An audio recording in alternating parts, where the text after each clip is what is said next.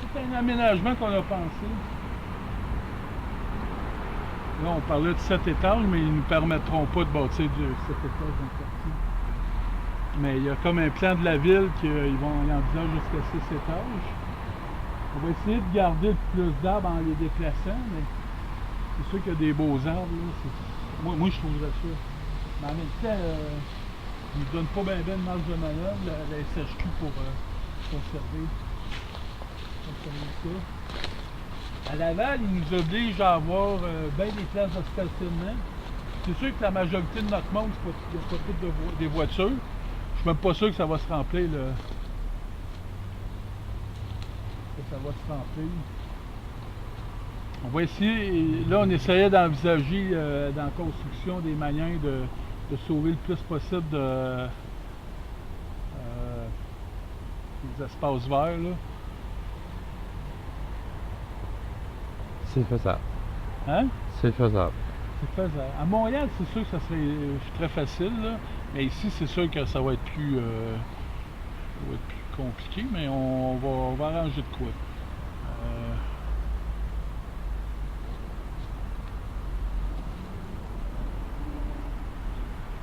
Mais ça, c'est sûr, tu regardes la maison, c'est sûr qu'il n'y a plus de valeur, là. C'est sûr que les autres, il y a la vente qu'il y a pour une construction. Ouais, c'est quand même vieux, là. Oh.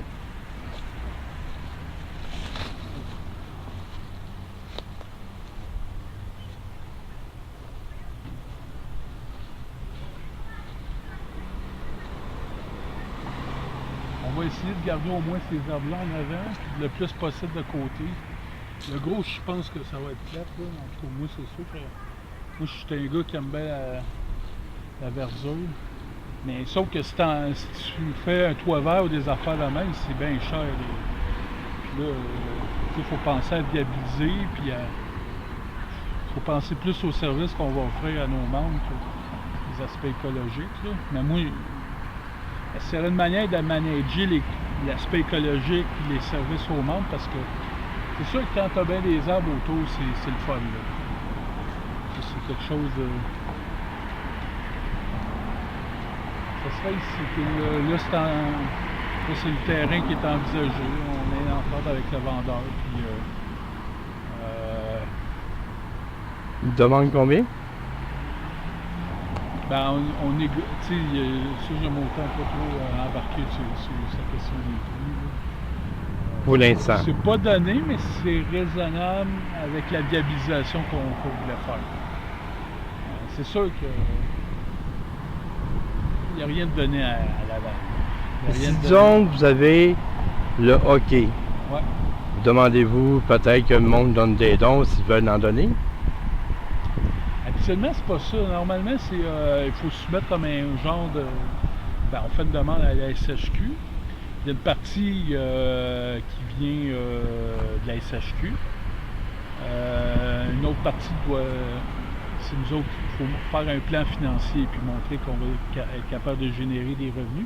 Dans le fond, c'est le revenu des loyers, mais il y a une composante là-dedans qui vient des subventions de l'OMH. Puis l'autre part, ça vient de la ville. Mais ça peut être aussi des contributions, ils appellent ça du milieu. En pratique, c'est plus la ville. Ça pourrait être des commerces qui nous donnent des affaires, ça pourrait être d'autres affaires. Donc, on peut prendre des dons. C'est quoi les contributions du milieu? C'est à voir.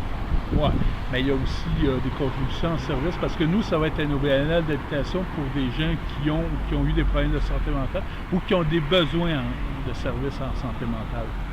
C'est plus élastique comme définition. Tu n'es pas obligé d'avoir un diagnostic officiel, mais si un travailleur social dit que tu as une problématique qui fera en sorte que ça serait bon de rester dans un logement comme ça, ben on va l'accepter. En autant qu'il participe, parce que ça va être un travail collectif, ça va être une œuvre collective, c'est un milieu de vie.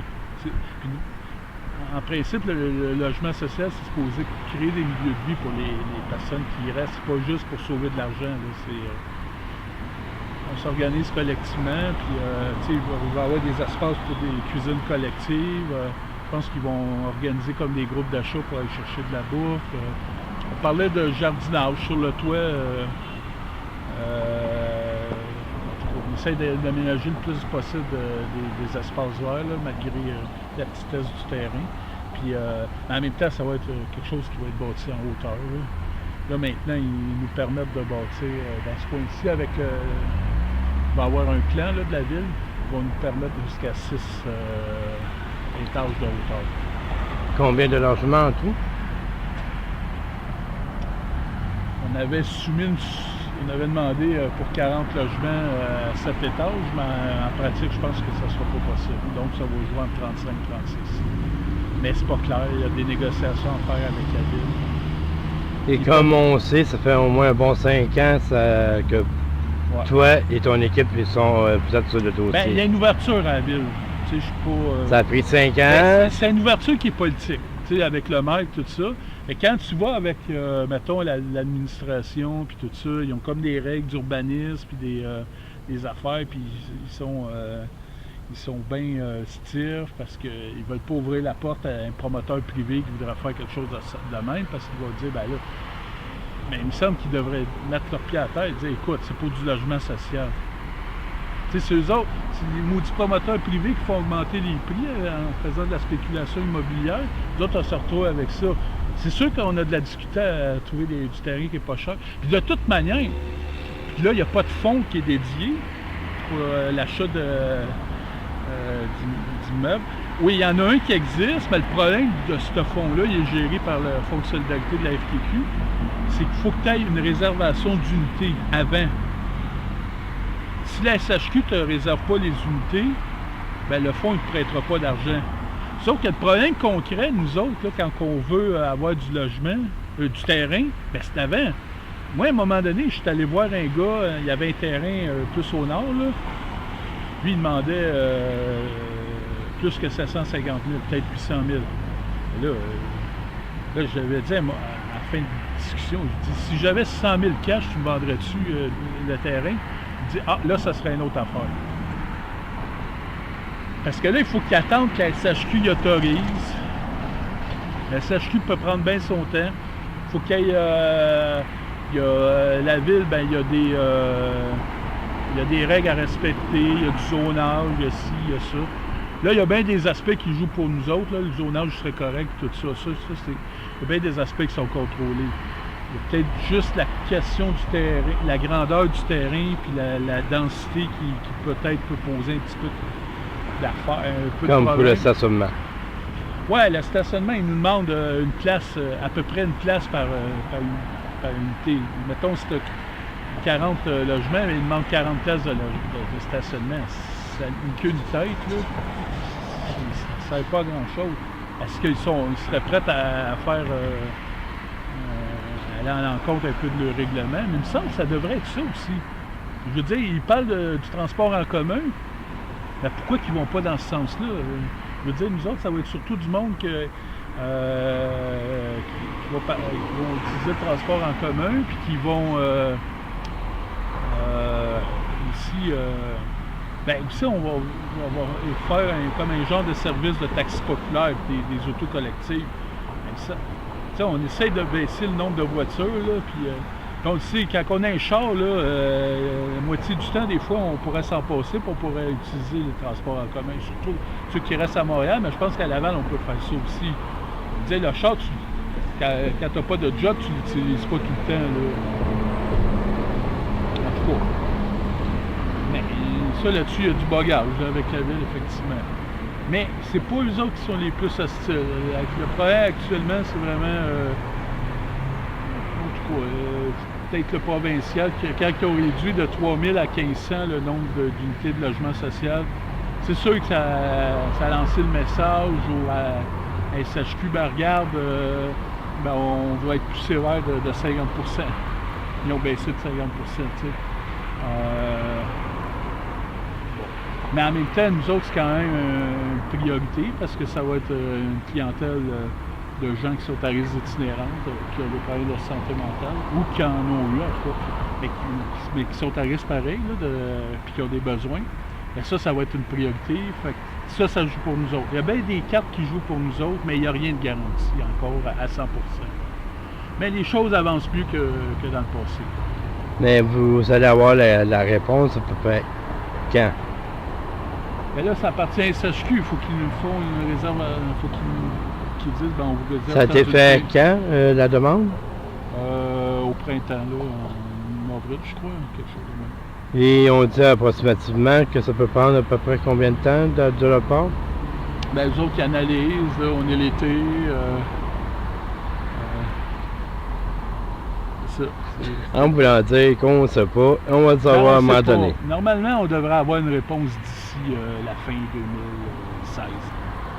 On devrait avoir une réponse, là, puis peut-être même au début de l'automne 2016. Plutôt septembre, octobre, à peu près. Ouais, mais ça, je peux rien. À un moment donné, tu déposes quasiment à la grâce de Dieu, là. Ben, à la grâce de Dieu. Souhaitons quand même qu'on va l'avoir. Ben oui. Pour la vente, là. J'espère, parce que, ben oui, ben pour les usagers, pour le monde qui veulent des transformations. C'est quand même un quartier sympathique. Ici, tu as des vieilles maisons, plus loin, tu as des services, comment on appelle ça? Il y a l'école Saint-Maxime, il y a de la distribution alimentaire. Pas tellement loin, il y a le boulevard Curé-Labelle, il y a des services. Ceux quand même sont de l'âge aussi pour aller au BCJ, ben ils peuvent y aller aussi. Ouais, mais je sais pas si en tout cas, ça, Bon, c'est ça, à voir. Il y a quand même bien des services dans le coin, puis il y a une vie communautaire à Chemédé qui est intéressante, qui se compare à celle qu'on a dans Pont-Vieux. Fait que, tu sais, je pense que c'est un bon lieu là, pour s'implanter. C'est sûr, en tout cas, il y a des avantages ici. Il y a du monde qui voulait venir dans ce coin-ci. Il y a d'autres mondes qui amènent mieux Pont-Vieux. En tout cas, nos membres, mais ici, ça va être une clientèle en 18 et on va dire 78, je veux dire que... Oui, oui.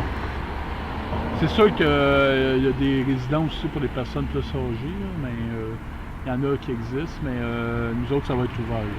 Dans le fond, le gros critère de discriminant, ça va être l'implication. Ben, à part le fait d'avoir... Comme une coop. Ouais. C'est un OBNL, mais qui va fonctionner en pratique comme une coop.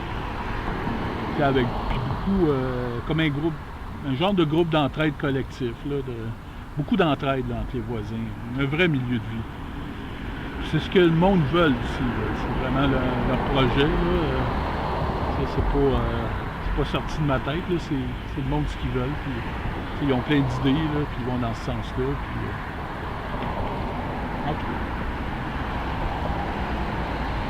Autre chose à rajouter? Comme je te dis, c'est à la grâce de Dieu. À un moment donné, on se bat, puis on lance... dans le fond, il faut provoquer des choses. Si on fait rien, c'est sûr que... si on fait juste chialer, puis on essaie, puis on provoque pas des affaires, mais on ne gagne rien. Là. Il faut puis si nous refusent, ben on va les dénoncer, on va dire, écoutez, vous parlez que vous voulez faire du logement social, vous faites juste du sabotage du logement social. On va les dénoncer haut et fort. Mais moi, j'ai l'impression qu'il y a une ouverture. C'est lent. Ça, c'est vraiment, là, nous autres, ça. Puis la lenteur, ça, c'est un problème pour le logement social parce qu'on perd des opportunités. Près de Pont-Vieux, du métro-quartier, là, il y avait bien des terrains intéressants, mais il y a eu une grosse flambée, comment on appelle, spéculative là, du terrain. Fait que là, à un moment donné, tu essaies de te procurer du terrain dans ce coin-là. T'es plus capable dans ce coin-là. T'es plus capable. Fait que... j'ai l'impression que tant aussi longtemps que la ville ne mettra pas qu'il n'y aura pas un fonds dédié pour acheter du logement social ou des terrains carrément dédiés, ben ça va alimenter cette spéculation-là. Là, je comprends aussi que si se mettrait à annoncer que la ville elle va acheter plein de terrains pour du logement social, ça aussi, ça pourrait créer une spéculation à l'envers aussi. Tu sais, il y a une manière de dire, OK, il va y avoir un fonds, Dans le fond. Mais c'est un fonds que dans le fond. Ouais, que dans le fond. En tout cas, tu peux prêter en attente que la SHQ autorise. Puis tu revends. Puis une fois que la SHQ a prêté, ben, ou elle a autorisé, ben, en tout cas, tu rembourses puis le fonds, puis ça permet de rouler. Là. Le fonds, il fonctionnerait de même. Mais moi, je comprends pas pourquoi il s'arrange pour pas rendre ça plus facile que ça. Pourquoi il parle d'une politique d'inclusion. Une politique d'inclusion, OK, tu peux bâtir une grosse tour, tu peux inclure 15% de logement social. Bon, est-ce que les gens vont être intéressés à aller avec des bourgeois, puis ils vont peut-être se sentir un peu ostracisés là-dedans aussi, à avoir du logement social, avec des bourgeois, ça se peut. Mais en même temps, à la limite, si les bourgeois ils construisent leur tour à condo, puis ils sont prêts à payer une pénalité de 15%, ben, OK, ils engraissent le fonds, mais le fonds, au moins, il permet d'acheter du terrain pour du logement social. Puis de... Et c'est pas pour rien que ferait plus. On a dit qu'il ferait plus frappe toujours. On a dit qu'il ferait plus toujours dans la course du logement. Autant que M. Sagnan et toute son équipe. Il existe des manières en utilisant le marché, mais le vrai, des fois, mais c'est parce que c'est insuffisant le problème. Une fois que tu l'obtiens, si on ne se mobilise pas plus, si on ne montre pas qu'on est intéressé pour avoir du logement social,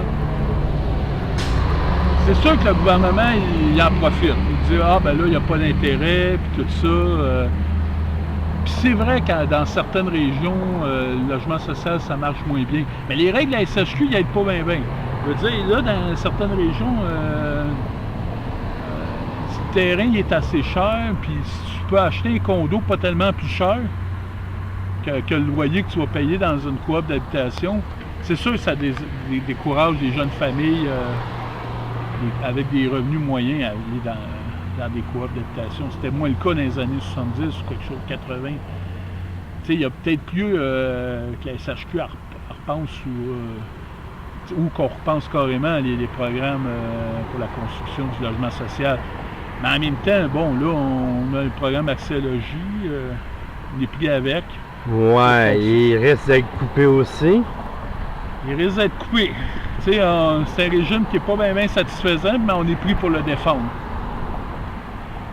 Tu sais, on est pris. Et de ça, Richard, tu veux dire le mot de la fin? Ben, on continue à se battre, puis je veux dire, si on arrête de se battre, c'est là où on lui donne la victoire, puis ça, on refuse de déposer les armes, fait que on continue le combat. Merci beaucoup, Richard, pour l'entrevue. De rien.